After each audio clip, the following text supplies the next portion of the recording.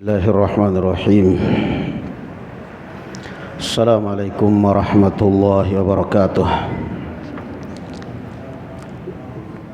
Innal hamdalillah nahmaduhu ta'ala wa nasta'inuhu wa nastaghfiruh wa na'udzu billahi min shururi anfusina wa sayyiati a'malina. Man yahdihillahu fala mudilla lahu wa man yudlil fala hadiya lahu. أشهد أن لا إله إلا الله وحده لا شريك له وأشهد أن محمدا عبده ورسوله وحبيبه وصفيه وعلى آله وأصحابه وسلم تسليما كثيرا أما بعد. طيب, alhamdulillah, pada pertemuan sebelumnya kita mengambil atau menyelesaikan muqaddimah dari kitab Al-Kabair, yang artinya adalah kumpulan dosa-dosa besar yang ditulis oleh Imam Az-Zahabi rahimahullahu ta'ala. Dan sekarang kita masuk kepada Al-Kabiratul Ula. Kemarin kita baru menyelesaikan muqaddimah ya. Tayyib, barakallahu fikum.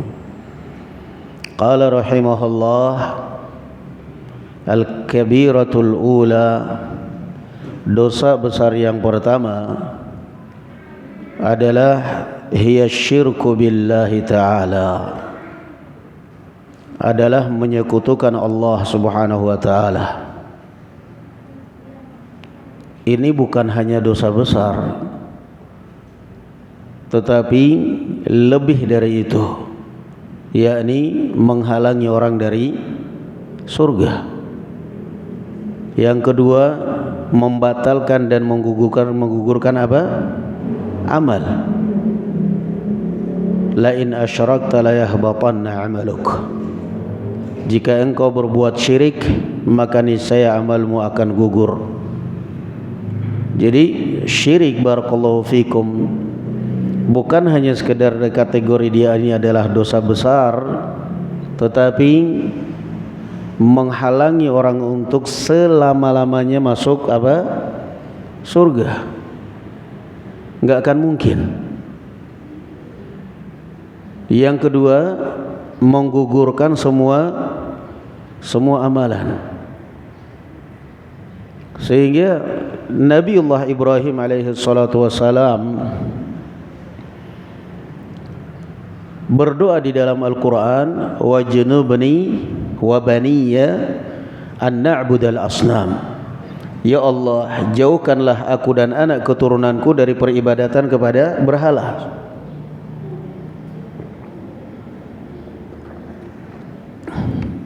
Itu Nabi Ibrahim alaihi salatu wassalam meminta kepada Allah supaya dia dan anak keturunannya dijauhkan dari apa?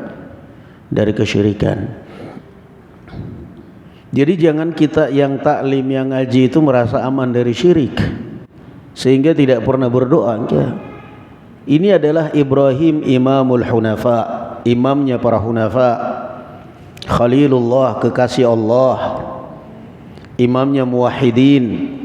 Dia berdoa kepada Allah subhanahu wa ta'ala, wa junubni wa baniya an na'budal asnam. Makanya di dalam doa yang ma'thur yang diajarkan oleh Rasulullah sallallahu alaihi wasallam kepada Abu Bakar dan juga kepada para sahabat dan juga untuk kita semua, Allahumma inni a'udzubika min an usyrika bika syai'an wa ana a'lamu wa astaghfiruka mimma la a'lamu. Ya Allah, aku berlindung kepada Engkau dari perbuatan syirik yang saya ketahui. Saya tahu bahwa itu adalah syirik, tapi saya kerjakan. Saya berlindung kepadamu ya Allah dari mengerjakan perbuatan seperti itu. Dan aku meminta ampun kepadamu ya Allah dari kesyirikan yang tidak saya sadari, yang tidak saya ketahui. Yang paling minim syirik yang tidak kita sadari, yang tidak kita ketahui apa ya ikhwan? Ria. Ria itu kan bahasa zaman dahulu. Kalau bahasa zaman sekarang apa? Selfie. Kalau bahasa zaman sekarang kan begitu. Umroh, foto, share. Makanya pernah kan kita ini dikritik oleh Syekh Ibrahim Ar-Ruhaili, bahkan dia nyebut ini kebiasaan orang Indonesia ini katanya. Sudah ria, kadang-kadang bohong lagi. Sudah ria, bohong lagi. Apa maksudnya? Dia nggak sedang berdoa, dia nggak sedang baca Al-Quran, dia cuma pura-pura buka Quran. Tolong dong foto saya dari depan, mau saya kirim ke istri saya. Dia di Masjidil Haram ini, Masjid Nabawi, dia nggak baca Quran, dia nggak doa, cuma pura-pura angkat tangan. Tolong ambil foto saya dari depan. Kelihatan khusyuk banget di Masjidil Haram. Pasang status bahwa saya pernah umrah. Jadi itulah yang Masya Allah barakallahu fikum. Jadi kalau ria itu bahasanya zaman dahulu. Kalau zaman sekarang lain lagi bahasanya. Selfie. Dan itu memang gak benar sebenarnya barakallahu fikum. Itu gak benar sebenarnya barakallahu fikum ya ikhwan. Dan memang benar kita dikritik, kadang-kadang sudah ria bohong lagi. Oh kamu gak sedang berdoa kok. Itu kan jelas pembohongan publik. Pembohongan itu jelas. Dia sedang kelihatan khusyuk baca Quran, padahal ambil Quran dibaca, tolong foto saya dari depan. Parah lagi dari itu apa? Dia nggak bisa baca kitab gundul, tapi kelihatan pinjam kitabnya Ustadz. Kitab gundul, kitab gundul itu. Ini kan nggak benar. Itu bohong itu namanya. Jadi barakallahu fikum, itulah syirik. Ada syirkun akbar yang jelas-jelas disadari dan diketahui. Apa itu? Memalingkan ibadah kepada selain Allah Subhanahu wa taala. Entah itu doa, minta pertolongan, menyembelih. Syirkun akbar. Ada syirkun asghar, syirik kecil.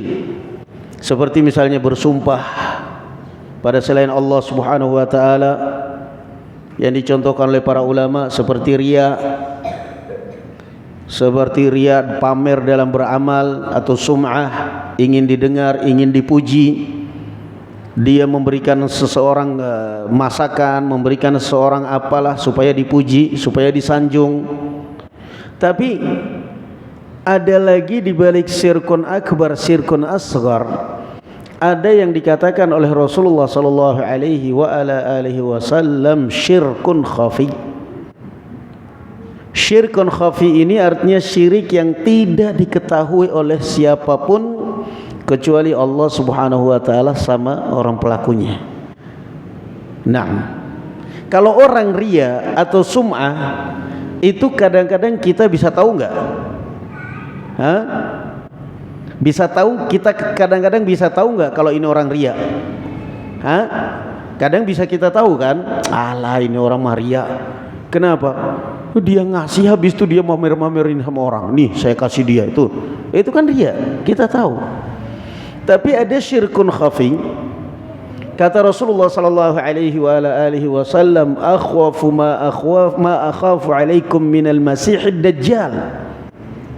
Ada satu dosa yang paling saya takutkan kepada kalian daripada fitnahnya Al-Masihud Dajjal.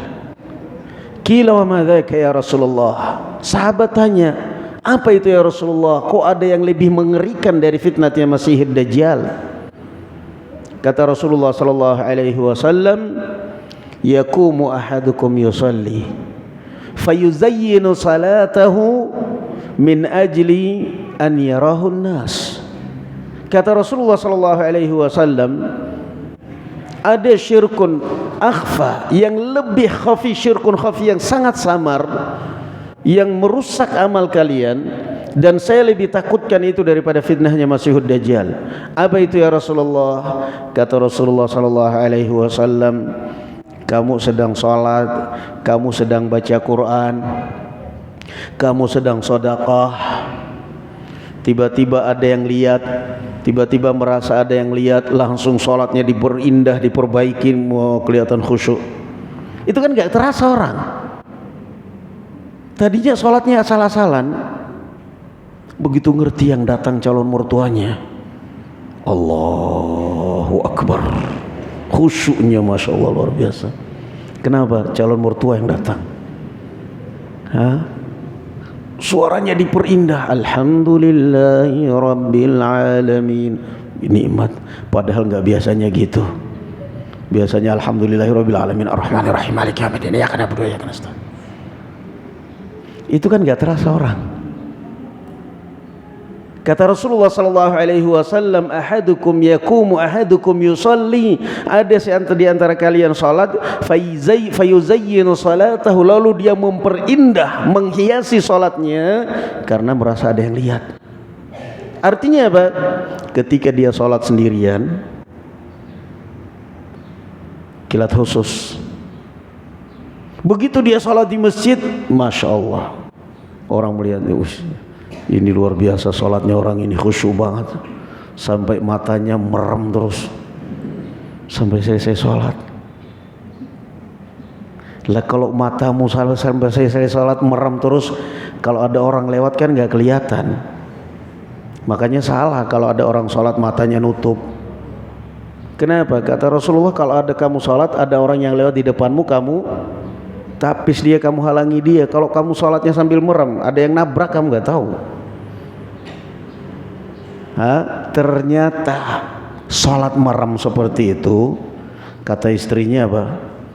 Jangan percaya mas, itu mah sholat kayak gitu kalau di masjid aja. Kalau di rumah tahu nggak, sholat sunnah baru 2 detik udah selesai. Oh gitu bu? Kan ketahuan kartunya akhirnya.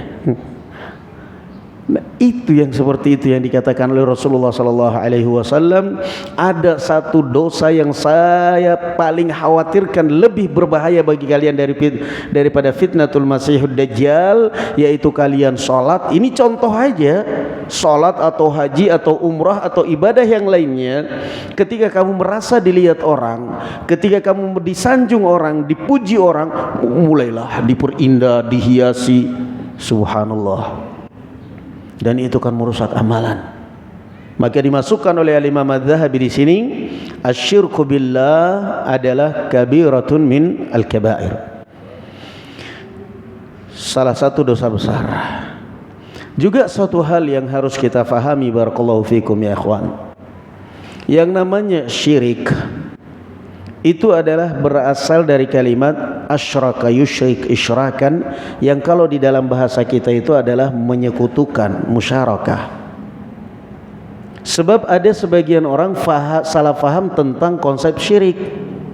Dia mengatakan apa? Kamu salah faham.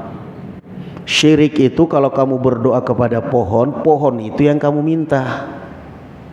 Syirik itu kalau kamu berdoa kepada kuburan, kuburan itu yang kamu mintai. Itu bernamanya syirik. Lah ini kan kamu berdoa kepada Allah, hanya saja lewat pohon. Ini kan kamu berdoa kepada Allah, hanya saja lewat kuburan. Ini kan kamu mengharapkan perlindungan dari Allah, hanya saja lewat jimat. Nah, berarti kamu gak paham yang namanya syirik. Justru itu yang namanya syirik.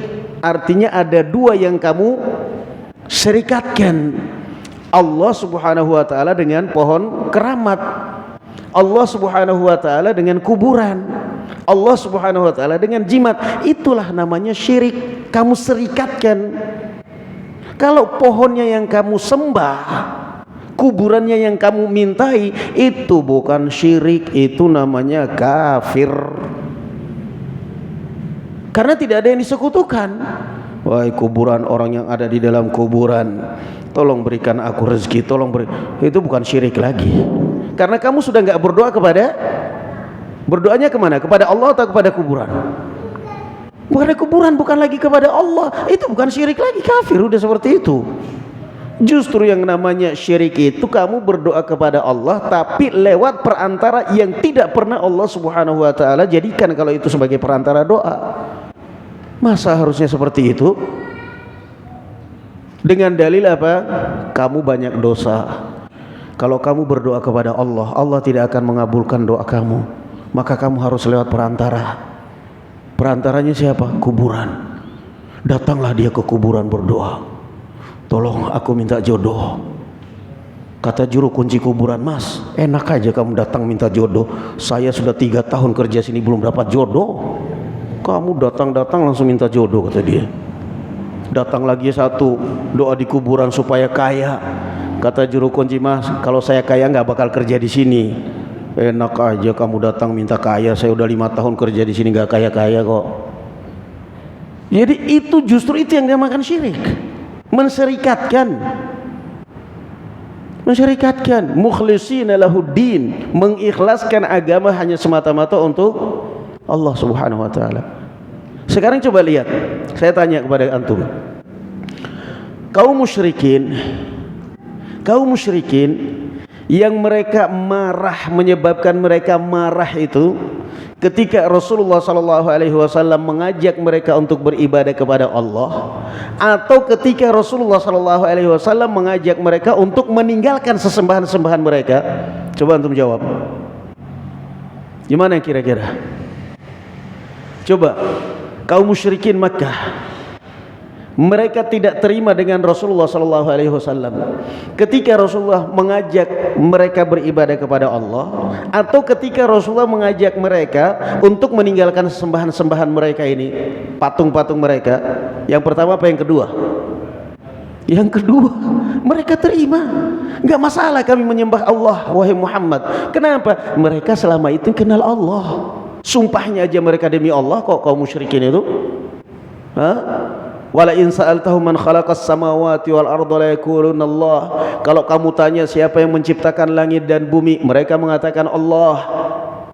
Tahu mereka kenal Allah, mau mereka beribadah kepada Allah. Cuma maunya mereka Allah kita sembah, berhala juga harus disembah. Kenapa? Ini adalah agama leluhur kita. Itu maunya mereka. Tetapi apa kemudian maunya mereka dikabulkan oleh Rasulullah atau Allah? Enggak. Qul ya ayyuhal kafirun la a'budu ma ta'budun. Mereka sampai menawarkan kepada Rasulullah, ya Rasulullah, gimana kalau kita damai saja? Maksudnya damai gimana? Ya, kami menyembah Tuhan kamu, tapi kamu juga menyembah Tuhan kami. Jadi kan toleransi ini. Ini kan toleransi ya Muhammad. Qul ya ayyuhal kafirun la a'budu ma ta'budun. Saya tidak bakal menyembah apa yang kalian sembah. Wala antum abiduna ma a'bud. Dan juga kalian tidak bakal menyembah apa yang saya sembah. Artinya, kalau kalian menyembah Allah tapi setelah itu kalian menyembah berhala kalian lagi, berarti peribadatan kalian kepada Allah ini sudah batal. Kan begitu maknanya. Lakum dinukum waliyadin. Jalankan. Itu agama kalian, ini agama saya. Jadi orang kadang salah faham tentang konsep syirik. Naam. Ini kan kamu gak berdoa kepada kuburan, kepada pohon. Ini kan cuma perantara aja. Berarti kamu gak faham syirik. Kamu itu banyak dosanya. Maka kalau kamu langsung berdoa kepada Allah, Allah tidak akan kabulkan, melainkan kamu harus lewat perantara. Katakan kalau ada orang mengatakan begitu kepada Anda, katakan, Pak, kayaknya perasaan saya, walaupun dosa saya banyak, saya ngaku, tapi kayaknya masih lebih banyak dosanya iblis. Iblis berdoa langsung kepada Allah, nggak pakai tawasul, nggak pakai perantara pohon kuburan, nggak. Iblis ketika dilaknat oleh Allah, dikeluarkan dari surga, apa kata iblis? Qala rabbi anzirni ila yaumi yub'atsun. Wahai Rabbku, Engkau telah melaknat saya, mengeluarkan saya dari surga. Tolong saya diberi umur panjang sampai hari kiamat. Bukannya taubat, malah minta doa supaya diberi umur panjang. Coba kalau seandainya Allah bermusyawarah, jangan ya Allah, jangan. Tapi Allah kabulkan nggak doanya iblis? Allah kabulkan, dikabulkan itu, dikabulkan. Qala innaka minal munzarin ila yaumil waqtil ma'lum. Kata Allah, iya, saya kabulkan doa kamu, saya beri kamu umur panjang sampai waktu yang saya tentukan. Allah mengabulkan doanya iblis, yang merasakan akibatnya siapa? Ya kita ini sekarang berjuang melawan tipu daya iblis dan kroni-kroninya. Masya Allah. Tapi Allah kabulkan, Allah kabulkan permintaannya.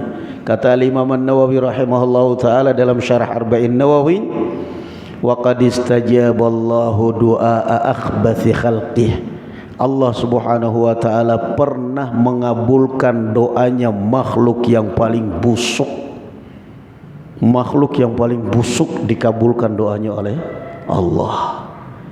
Nah, nggak salah kalau ada orang mengatakan kamu banyak dosa, nggak mungkin kamu doa dikabulkan. Nggak usah, itu mah proyek semuanya itu.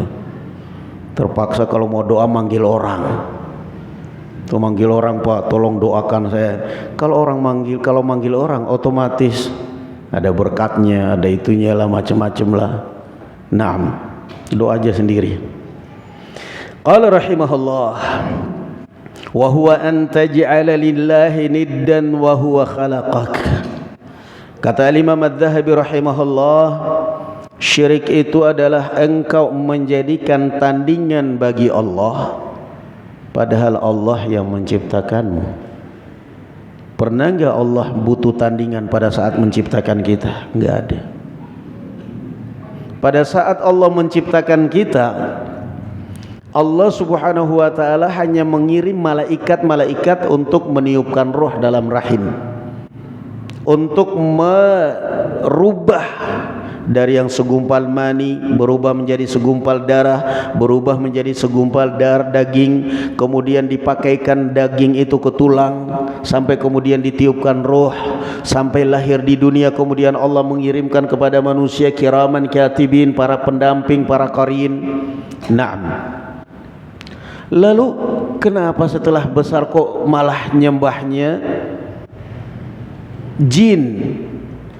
Kok nyembahnya barakallahu fikum malah selain Allah Subhanahu wa taala? Padahal Allah Subhanahu wa taala tidak pernah berserikat dengan siapapun dalam menciptakan kita. Maka itu dah syirik. Kenapa dikatakan syirik itu adalah akbarul kabair wa adlamu dzulm? Syirik itu adalah kezaliman yang paling besar. Kenapa? Zalim itu secara bahasa adalah wad'u syai' fi ghairi mahallih. Itu zalim. Zalim itu adalah menempatkan sesuatu bukan pada tempatnya. Pakai peci di kaki, peci dijadikan alas kaki, itu kan zalim. Loh, zalim apanya? Memang dia sakit, peci saya kok, terserah saya. Zalim lah. Kenapa? Zalim itu menempatkan sesuatu bukan pada tempatnya. Menempatkan sesuatu bukan pada tempatnya. Naam. Enggak ada yang memang dia zalimi. Antum sandal, sepatu, naam. Begitu karena sepatunya baru beli, sandalnya baru beli, sepatu ada talinya. Begitu masuk masjid, takut sandal sepatuku ini ada yang nyuri. Talinya diikat dua-duanya, dikalungkan di leher, baru masuk taklim. Saking sayangnya dengan sepatu. Orang melihat ini orang zalim, ini orang menempatkan sesuatu bukan pada tempatnya. Itu zalim. Makanya syirik dinamakan azlamu dzulm, karena menempatkan ibadah bukan pada tempatnya, bukan pada Allah Subhanahu wa taala. Qala wa tu'badu ma'a wa ta'budu ma'ahu ghairah, dan engkau menyembah Allah. Lihat itu definisi syirik. Engkau menyembah Allah tapi kamu menserikatkannya dengan yang lain. Jadi syirik itu menyembah Allah. Min hajarin, seperti batu. Di dalam sholat kan kadang-kadang orang juga sebagian salah faham. Itu kan ibadah, ini kan meminta.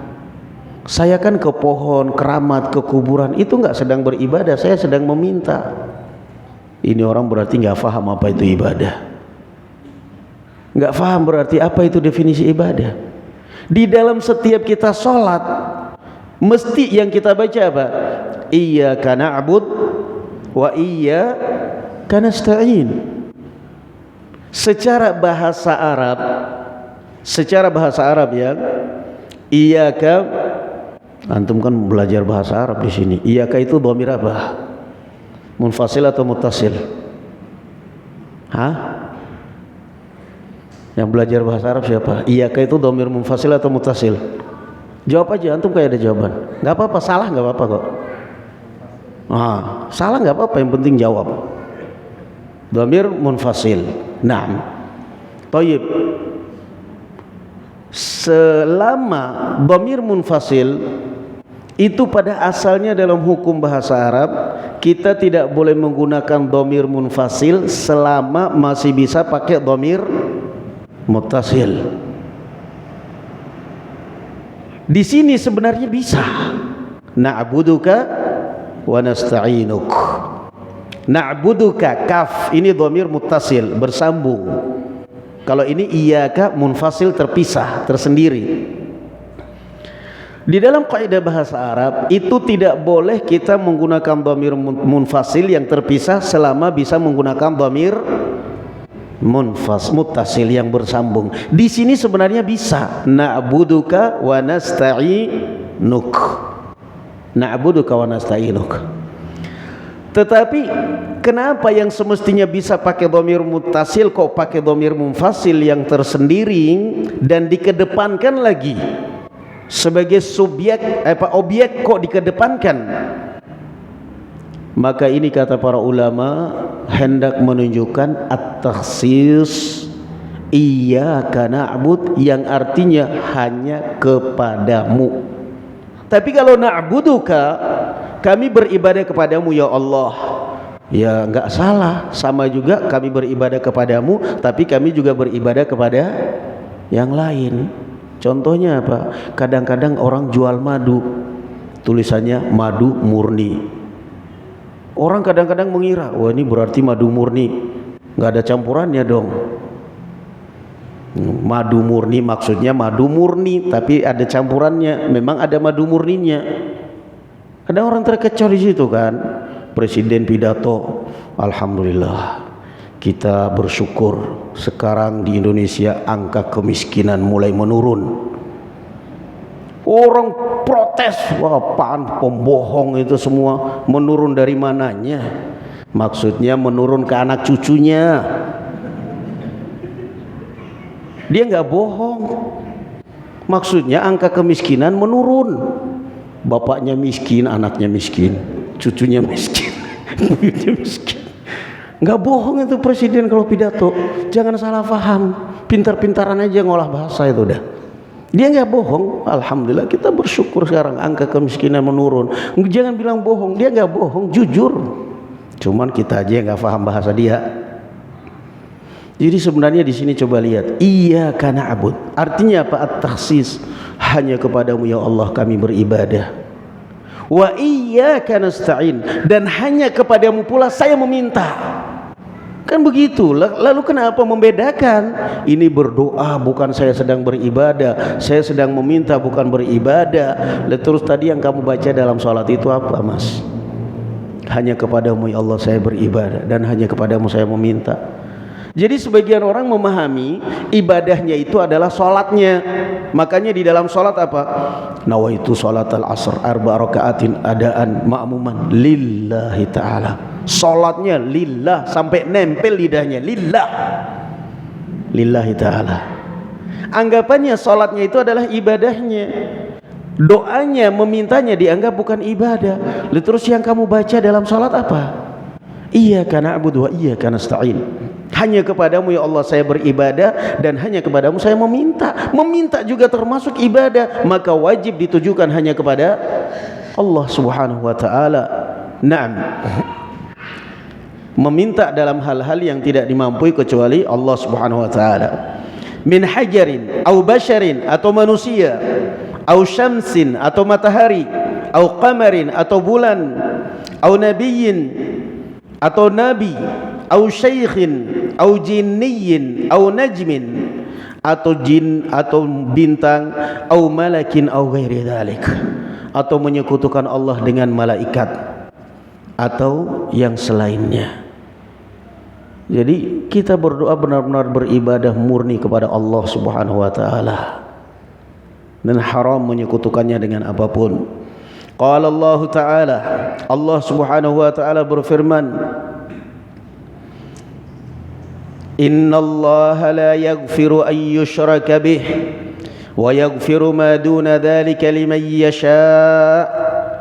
Allah Subhanahu wa taala tidak akan mengampuni dosa syirik dan Allah akan mengampuni dosa yang lebih kecil dari itu bagi siapa yang dikehendakinya.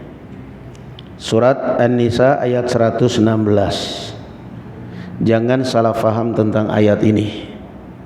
Ada orang yang salah faham, Allah tidak akan mengampuni dosa syirik. Kalau begitu, kalau orang udah syirik gimana kalau dia tobat? Diampuni apa enggak? Jelas diampuni. Artinya ayat ini, Allah tidak akan mengampuni dosa syirik kalau orang meninggal dalam keadaan syirik. Maknanya begitu, jangan salah faham. Kalau orang meninggal dalam keadaan musyrik, enggak ada harapan diampuni dosanya. Tapi kalau orang meninggal, barakallahu fikum, dalam keadaan dia tidak menyekutukan Allah, namun dia bergelimang dengan dosa-dosa yang lain, ada harapan tidak untuk diampuni? Ada harapan. Makanya Allah katakan, wa yaghfiru ma duna dzalika liman yasha, dan Allah akan mengampuni dosa selain syirik atau yang lebih kecil dari syirik bagi siapa yang dikehendakinya. Kalau syirik jelas enggak ada harapan. Orang meninggal dalam keadaan syirik, apa yang mau didoain? Nauzubillah sudah. Naam. Orang meninggal dalam keadaan murtad, enggak ada harapan. Enggak ada harapan. Tapi kalau orang meninggal dalam keadaan dia bertauhid, dia rajin sholat, tapi juga rajin pasang togel. Masya Allah. Ini orang rajin sholat, tapi malam rajin togel juga. Nggak pernah absen. Warung-warung kecil pasang togel.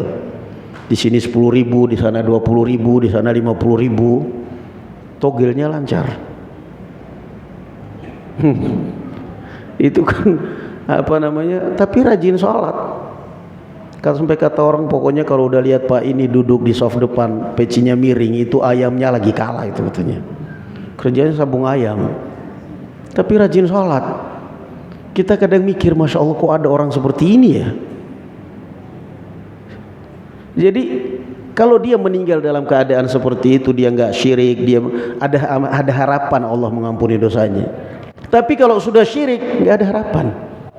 Nggak ada harapan Allah Azza wa Jalla mengampuni. Kemudian waqala ta'ala, innahu may yushrik billah faqad harramallahu alaihil jannata wa ma'wahun nar. Al-Maidah ayat 72. Sesungguhnya barang siapa yang menyekutukan Allah dalam peribadatan, maka Allah telah mengharamkan atasnya surga dan tempat kembalinya adalah neraka jahanam. Sangat tidak logis kita menyekutukan Allah dengan berhala yang tidak bernyawa sama sekali. Amr bin Jamuh radhiyallahu anhu warḍah, awal Rasulullah sallallahu alaihi wasallam masuk di Madinah, ini salah satu tokoh Ansar di Madinah pada saat itu, tokoh yang ditokohkan, musyrik. Dia punya berhala khusus untuk disembah di kamar khusus. Begitu Rasulullah sallallahu alaihi wasallam datang di Madinah, dia sudah wanti-wanti anaknya, istrinya, awas ya kalian jangan sampai ngikutin Muhammad. Saya enggak ridha kalian ngikutin Muhammad. Kalian akan dirusak oleh Muhammad. Kalian akan dibuat benci dengan agama nenek moyang kalian.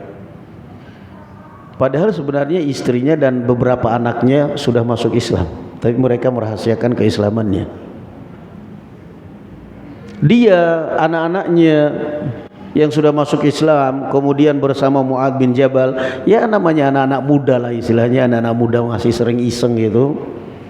Mereka komplot. Komplot mereka ini malam hari masuk ke rumah ayahnya, ke tempat ibadah ayahnya, berhalanya diambil, berhala sesembahan ayahnya diambil, dibuang di tempat pembuangan tinja. Pagi-pagi Amr bin Jamuh pergi mau sembahyang. Jadi kayaknya sembahyang itu mungkin bahasanya orang bukan Islam loh kayaknya loh. Mau sembahyang dia itu. Begitu masuk ke tempat ibadahnya, Tuhannya belum pulang, keluyuran di malam hari. Nggak jadi ibadah, terpaksa nyari Tuhan. Dia nyari Tuhannya.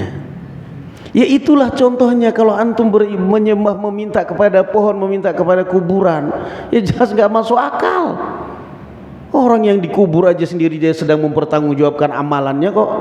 Tapi dia kan wali, mau wali kayak mau apa nggak peduli.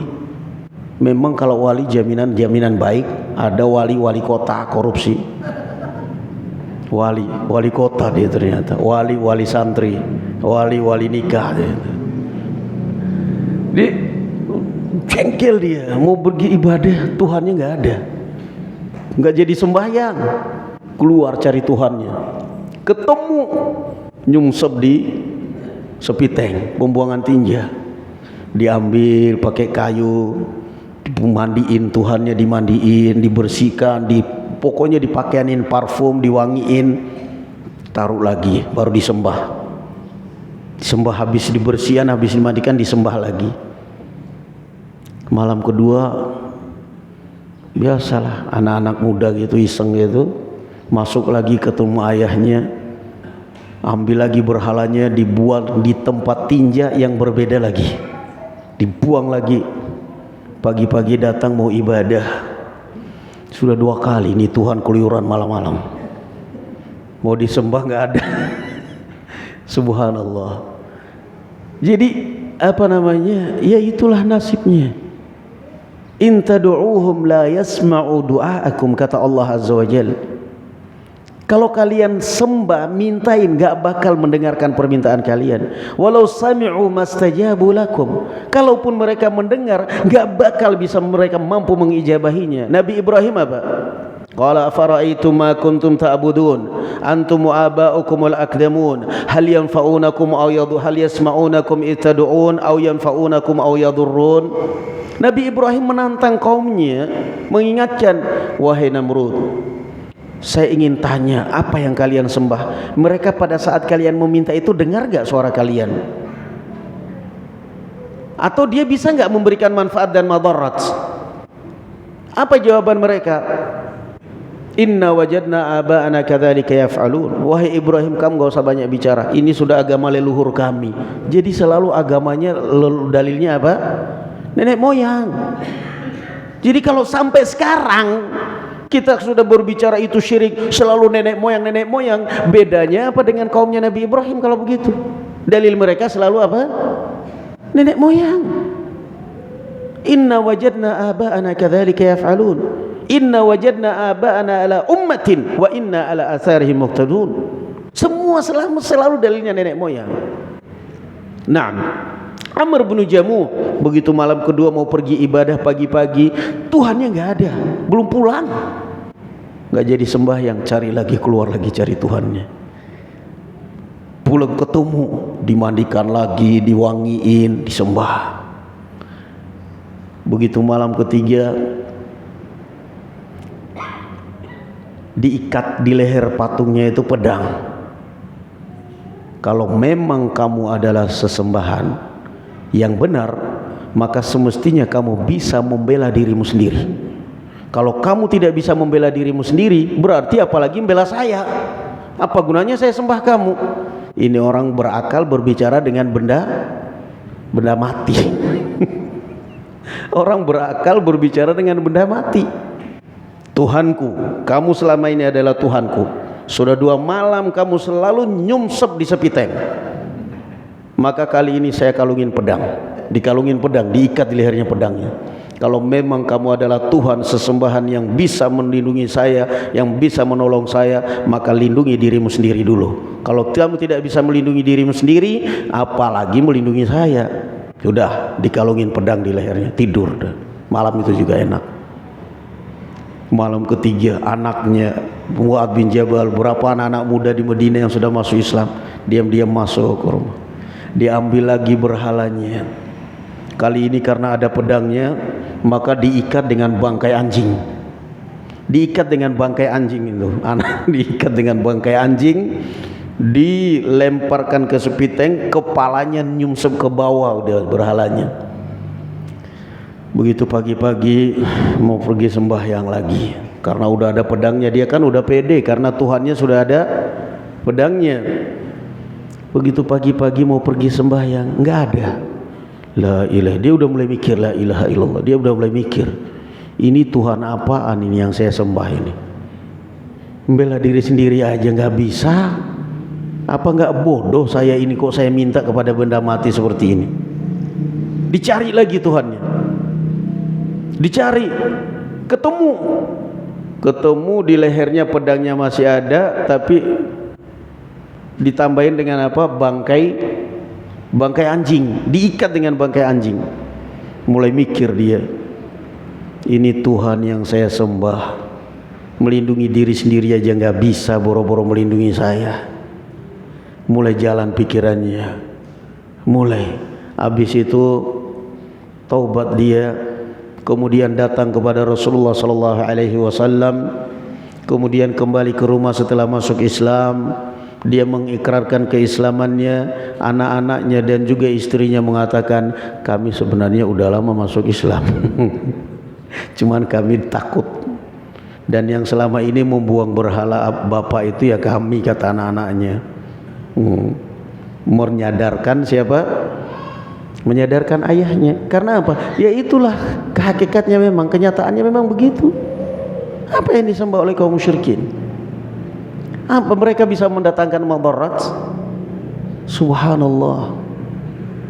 Makanya kadang-kadang subhanallah, masyarakat kita ini, sebagian masyarakat kita ini susahnya, kalau sudah musim hujan, hampir di seluruh banyak daerah gempa. Kalau enggak gempa longsor, kalau enggak banjir. Banjir Jakarta banjir. Tapi masih juga percaya pada pawang hujan. Otaknya kapan warasnya coba? Kalau memang itu pawang hujan hebat, kenapa itu pawang hujan enggak disuruh duduk di Monas sana? Pawang hujan komat kami, hujan lari dari Jakarta, enggak banjir Jakarta. Hujan dari Pemalang, enggak banjir Pemalang. Lah ini ketika banjir pawang hujan kabur, enggak ada namanya sama sekali. Begitu sudah musim kemarau, mau hajatan ada awan dikit, panggil pawang hujan. Alhamdulillah hujan enggak jadi, padahal tadi udah mendung banget.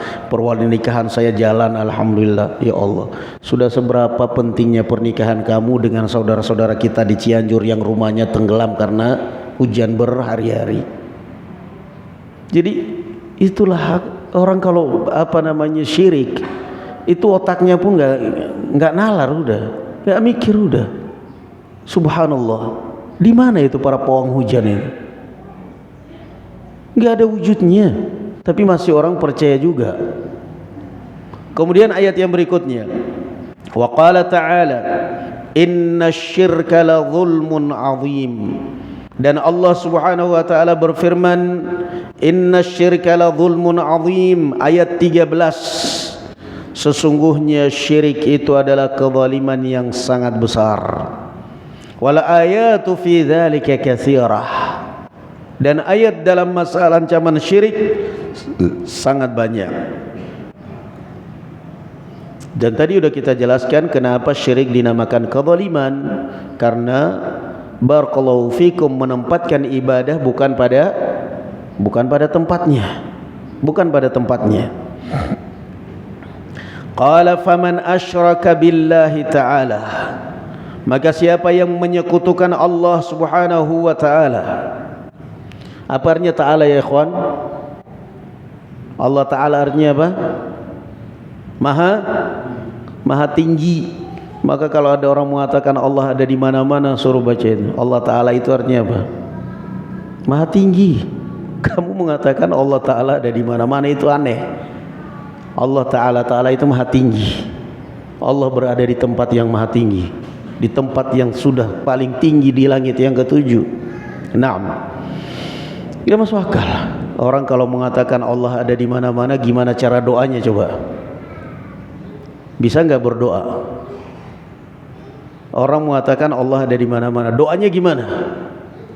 Tangannya muter-muter, gini, gitu, gini. Anda mengatakan Allah ada di mana-mana, tapi setiap berdoa tangannya ke langit. Lalu siapa yang Anda minta itu? Jadi fitrah manusia itu nggak usah dirusak. Fitrah manusia anak kecil Muslim baru masuk Islam aja berdoanya seperti ini. Kenapa? Siapa yang ditunggu ini? Karena ngerti Allah Subhanahu Wa Taala ada di langit. Maka aneh kalau ada orang mengatakan Allah ada di mana-mana, karena katanya kalau kita katakan Allah itu ada di langit, berarti kita menyamakan Allah dengan matahari, dengan bulan. Gak boleh kita tunjuk Allah itu ada di langit. Astagfirullahaladzim. Terus kalau kamu katakan ada di mana-mana, apa nggak menyamakan juga? Udara itu ada di mana-mana kan? Udara ada di mana-mana, cahaya matahari ada di mana-mana. Jadi tetap yang namanya orang kalau sudah salah faham tentang nama dan sifat Allah, kalau dia nggak kembali ke manhaj Ahlussunnah wal Jamaah, salah terus. Ketika dia menakwilkan tangan Allah, nggak boleh. Kalau kamu katakan Allah punya tangan, berarti kamu katakan Allah sama dengan makhluk, karena manusia punya tangan. Lalu kamu katakan apa tangan? Kekuasaan. Ntar dulu, kekuasaan, tangan adalah kekuasaan Allah. Thayyib. Di dunia ini ada yang punya kekuasaan enggak? Hah? Indonesia ini ada yang menguasai enggak? Ada kan? Di setiap negara, bahkan kamu dalam rumah tangga kamu berkuasa. Jadi kalau kamu artikan tangan kekuasaan supaya tidak menyerupakan Allah dengan makhluk, dengan tangannya makhluk, bedanya apa? Kekuasaan sama, manusia juga punya kekuasaan. Saya punya rumah, rumah itu kekuasaan saya. Saya punya harta, harta itu bawa kekuasaan saya. Mau minta mau apa di bawah kekuasaan saya mau ngasih apa enggak itu terserah saya. Terus gimana mau kita artikan? Ya artikan tangan dong. Artikan tangan. Loh, berarti kita tidak enggak. Tangan Allah Subhanahu wa taala lam walaysa kamitslihi syai'un wa huwas samiul basir. Tangan Allah tidak ada yang menyamainya. Namanya sama, hakikatnya berbeda. Sapi punya tangan, manusia punya tangan, tapi apa punya tangan karena namanya sama, wujudnya sama kan lain. Manusia punya wajah, kucing punya wajah. Tapi apa karena kita samakan namakan wajah berarti sama kan? Enggak. Hakikatnya lain-lain. Namanya sama tapi hakikatnya lain-lain. Wajahnya orang Arab sama orang Indonesia aja lain kok. Lain enggak? Hah? Padahal sama-sama wajah. Hah? Dari matanya, dari hidungnya, dari itunya, wajah. Belum lagi wajahnya orang Arab, orang Indonesia, orang Cina, duduk jejer 3 orang. Lain-lain ternyata ya. Padahal ini wajah, ini wajah, ini wajah. Jejer nih, orang Arab, Cina, Indonesia, jejer 3 orang. Ini hidung, ini hidung, ini hidung. Lain-lain ya. Padahal namanya hidung semuanya. Ini hidung, ini hidung, ini hidung. Lain-lain, padahal semua namanya hidung. Yang ini mancung, yang ini standar, yang ini mundur dikit. Itu padahal namanya sama-sama apa? Sama-sama hidung. Jadi apa karena namanya sama terus hakikatnya sama? Kan tidak. Apa salahnya kita katakan Allah punya wajah? Bagaimana wajah Allah? Haram nanya. Kita nggak pernah lihat Allah kok nanya wajah Allah? Kita nggak mungkin tahu karena kita nggak pernah lihat Allah.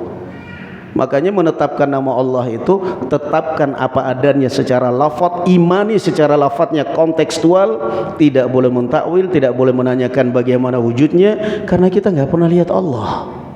Jangan karena namanya sama, berarti wujudnya sama. Ya lain dong. Ya itu tadi contohnya kita berbicara itu tadi. Nah, Kemudian ayat berikutnya, faman asyrak, maka barang siapa yang menyekutukan Allah Ta'ala, summa mata musyrikan, dan dia meninggal dalam kesyirikan, fahuwa min ashabin nari qat'an, maka dia termasuk penghuni neraka secara pasti.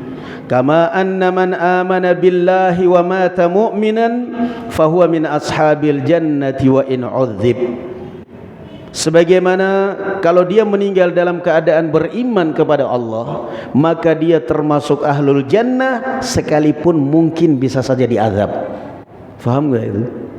Orang meninggal dalam keadaan beriman, dalam keadaan dia ibadah dan dia tidak syirik, maka kata beliau itu sudah mesti dia bakal ahlul jannah. Hanya saja yang namanya orang masuk surga itu kan ada macam-macam. Ada orang masuk surga tanpa hisab, tanpa azab. Ada enggak? Siapa mereka itu?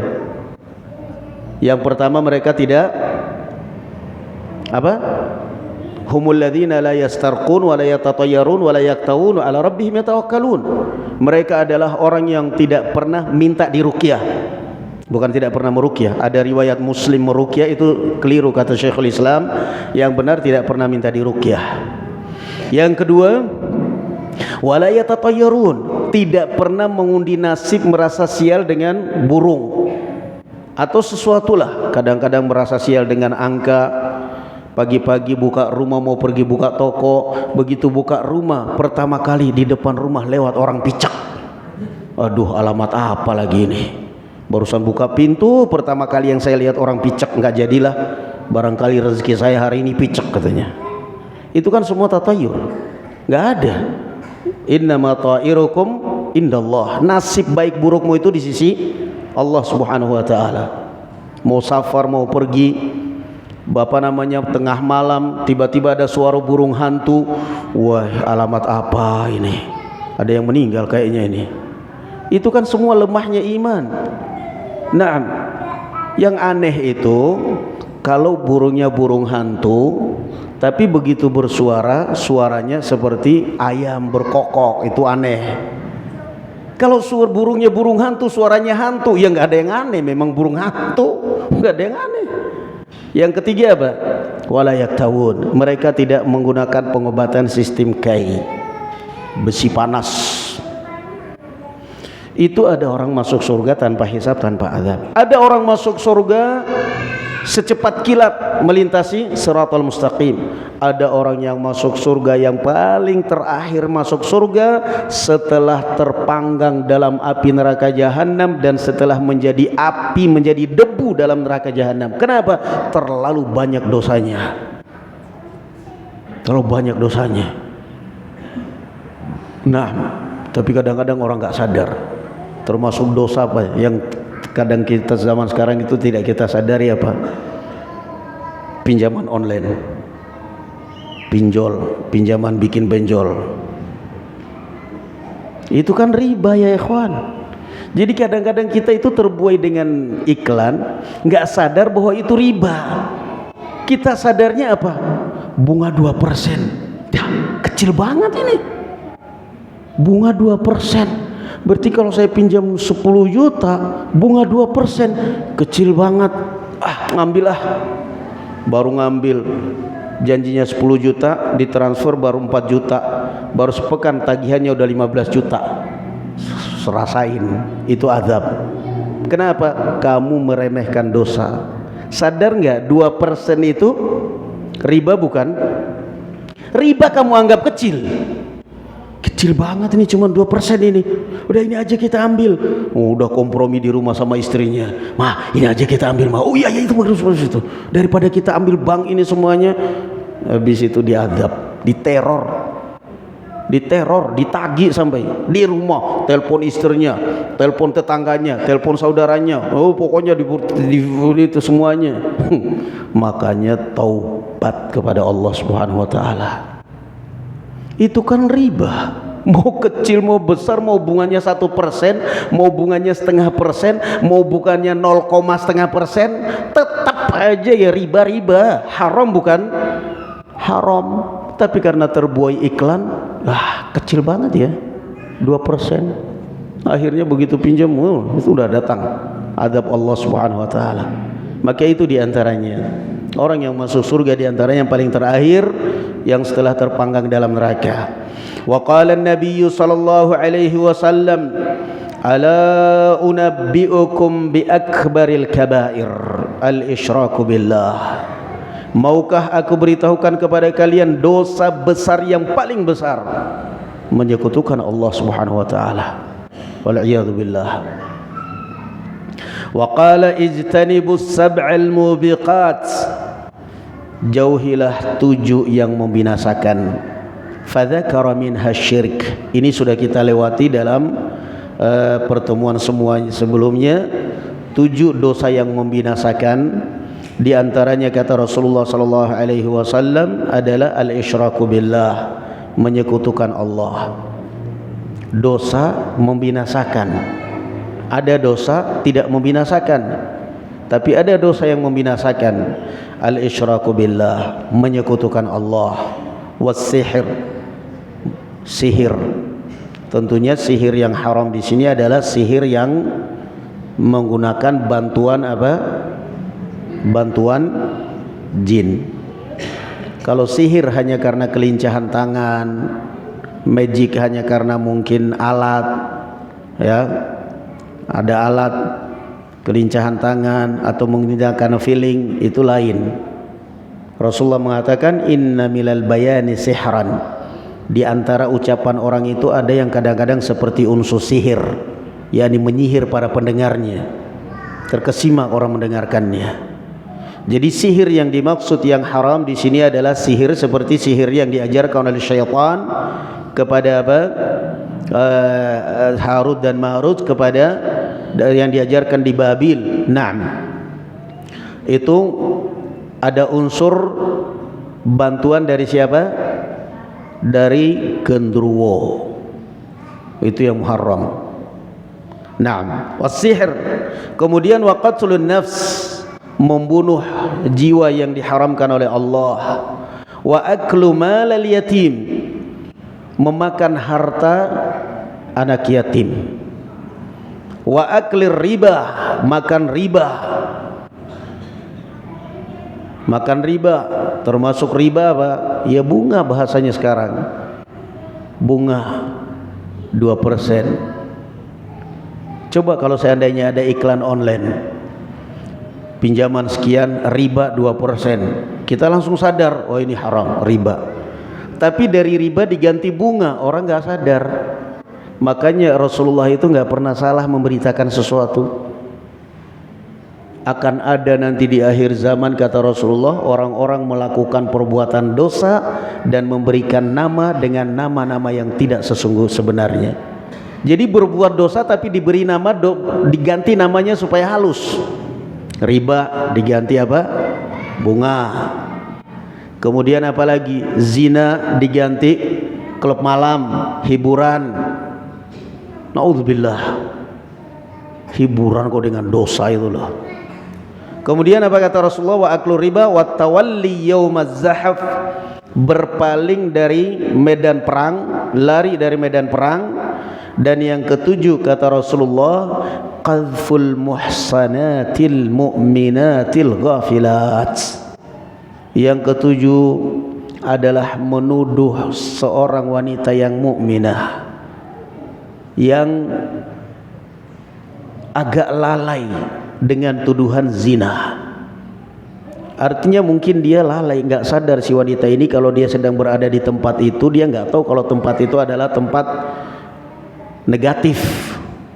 Dia kok ada di situ, langsung kita tuduh, wah itu orang ternyata hijabnya untuk nutupin aibnya aja. Oh buktinya saya lihat dia keluar dari situ kok. Haram, tidak boleh. Itu termasuk dosa besar. Naam. Apalagi demikian pula misalnya suami istri.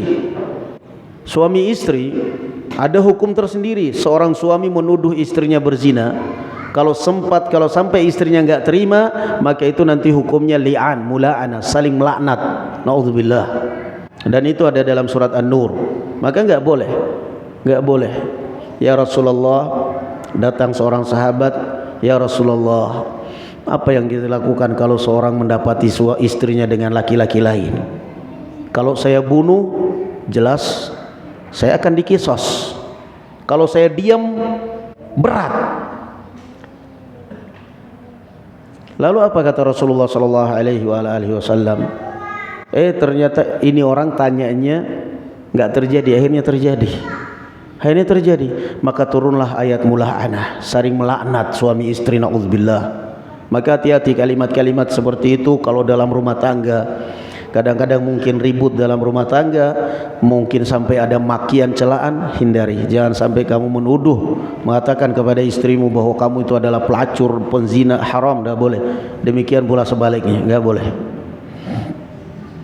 Kemudian yang terakhir, waqala man baddala dinahu faqtuluh. Kata Rasulullah sallallahu alaihi wasallam, dan siapa yang mengganti agamanya maka bunuhlah dia. Ini hukum murtad di dalam Islam. Murtad di dalam Islam itu bukan diundang di layar televisi, di broadcast, tetapi semestinya dibunuh. Man baddala dinahu faqtuluh. Sekarang ini Masya Allah orang murtad kayak bangga banget. Di YouTube bikin channel, saya dapat bangga aja. Dunia seberapa kamu, neraka sudah menanti kamu. Inna dina indallahil Islam. Agama yang diterima di sisi Allah hanya Islam. Wa may yabtaghi ghairal islami dinan falan yuqbala minhu wa fil akhirati minal khasirin. Siapa yang mencari agama selain Islam tidak akan diterima, dan dia di akhirat termasuk orang yang merugi. Man baddala dinahu faqtuluh. Murtad dari Islam hukumnya, tetapi ini adalah urusan pemerintah, bukan urusan kita. Kemudian mau sembarang asal ada orang murtad dibunuh, haram, tidak boleh. Itu urusannya pemerintah. Yang menegakkan hukuman itu adalah siapa? Pemerintah. Kita enggak boleh menegakkan. Naam, wallahu alam bissawab. Ada pertanyaan ya ikhwan? Ya, fadhal. 2 pertanyaan aja, enggak usah banyak-banyak.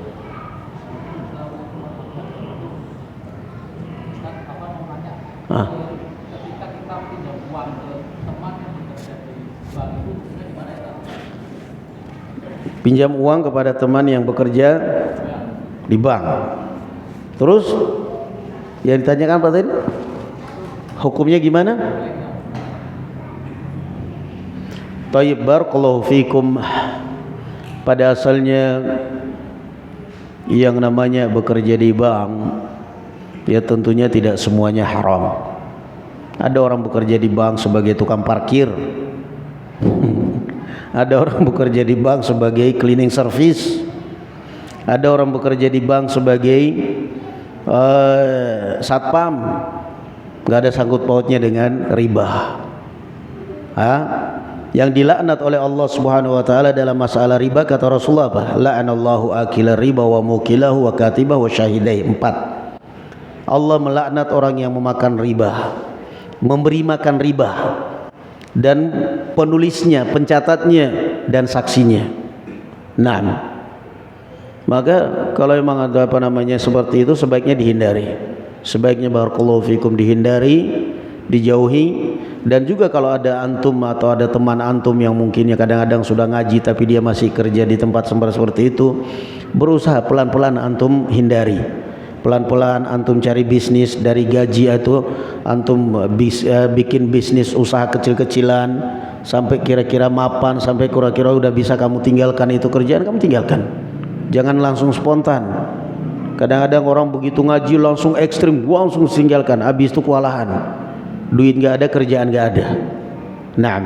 Jadi sebaiknya dihindari, barakallahu fikum. Wallahu a'lam bishawab. Ada yang lain?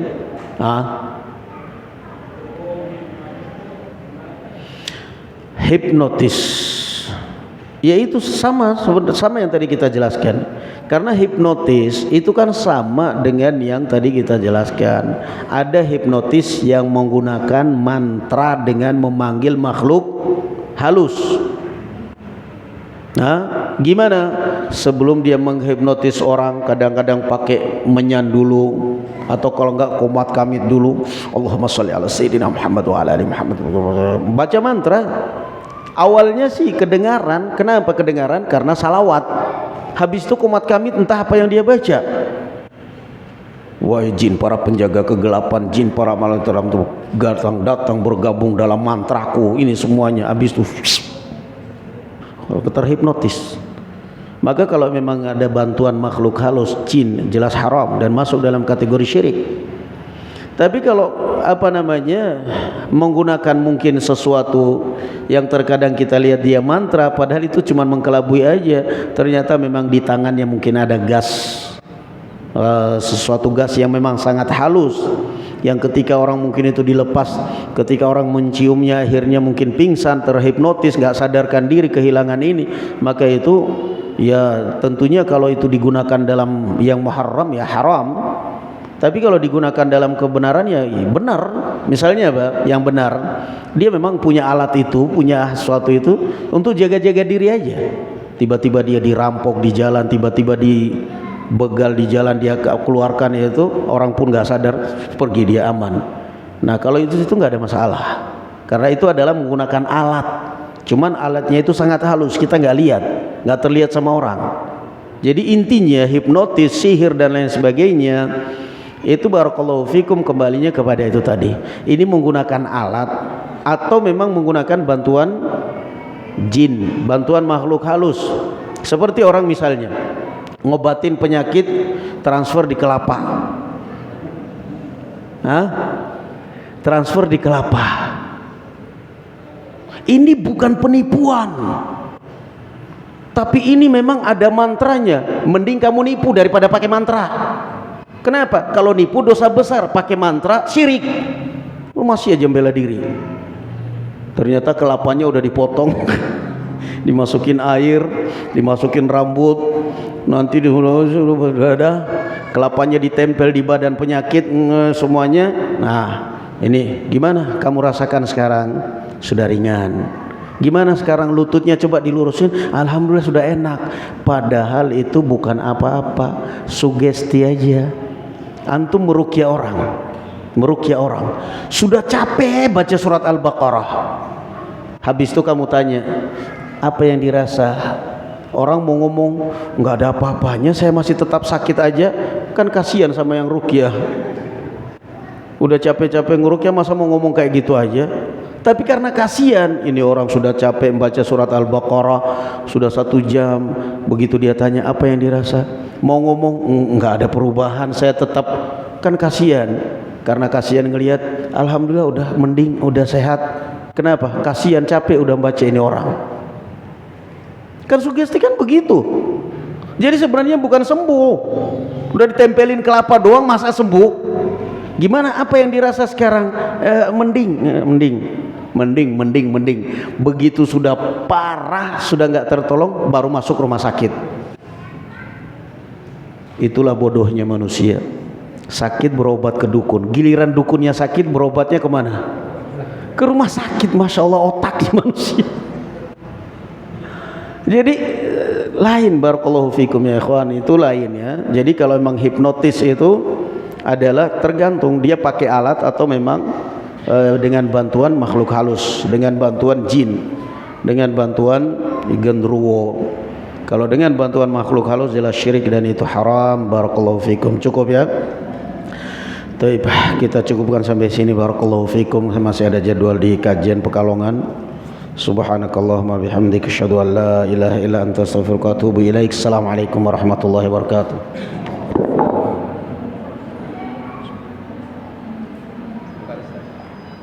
Pengumuman